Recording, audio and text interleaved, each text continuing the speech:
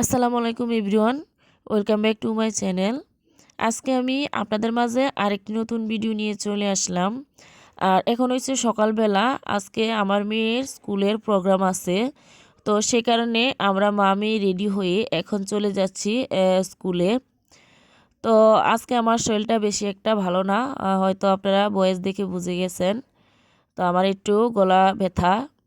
তো এখানে হয়েছে এই যে আমার মেয়ে, আর যেহেতু ঠান্ডা সেই কারণে ওর মাথায় টুপি দেওয়া আছে।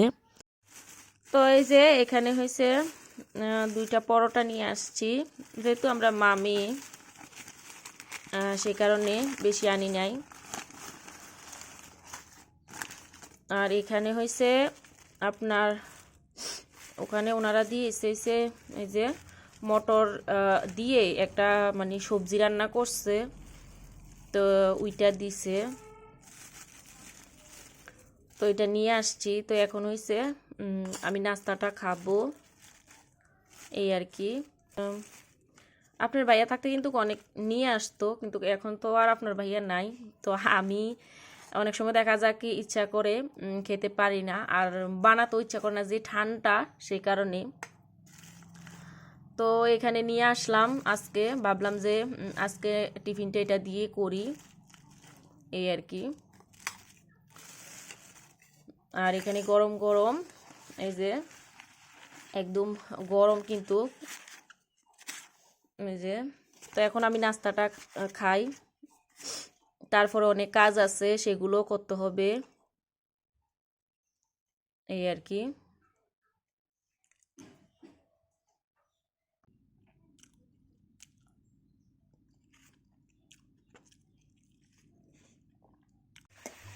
তো এখানে হয়েছে আমার সকালে কিন্তু নাস্তা খাওয়া হয়ে গেছে, তারপরে আমি রান্না বসিয়ে দিয়েছি। তো এখানে আজকে মিষ্টি কুমড়ো ভাজা করব, তো সেই কারণে এখন আমি মিষ্টি কুমড়োটা ভাজা করে নিচ্ছি।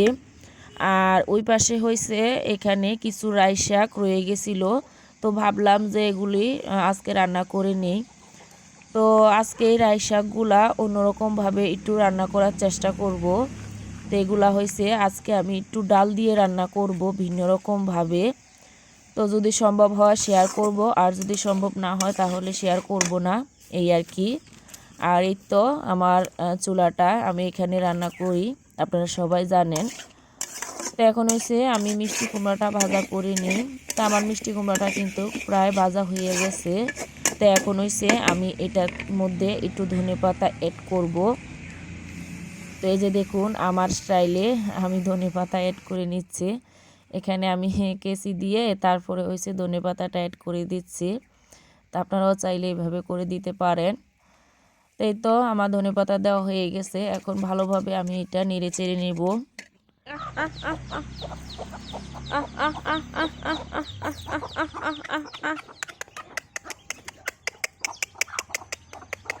আর এই পাশে হয়েছে এগুলো হয়েছে আমার মুরগে নতুন বাচ্চা ফুটাইছে, তো এগুলাকে এই যে একটু খাবার দিয়ে দিলাম। তো এগুলা হয়েছে যেহেতু চালগুলা কিন্তু একটু বড় হয়, তো আমি এগুলাকে কি করছি মিক্সচার গ্রাইন্ডারে দিয়ে একটু ছোটো করে নিছি, যাতে করে বাচ্চাগুলো খেতে পারে। তো এখন হয়েছে এই যে বাচ্চাগুলি খাবারটা খেয়ে নিচ্ছে। তো আজকে আবার আমি বাবার বাড়িতে যাব, আর সেটাও একটু শেয়ার করব, যদি বেশি কিছু না পারি যতটুকু সম্ভব হয় এই আর কি।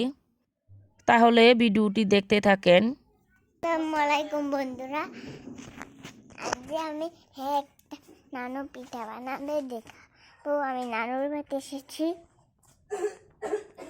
চলুন নানার বাড়িতে এসেছি।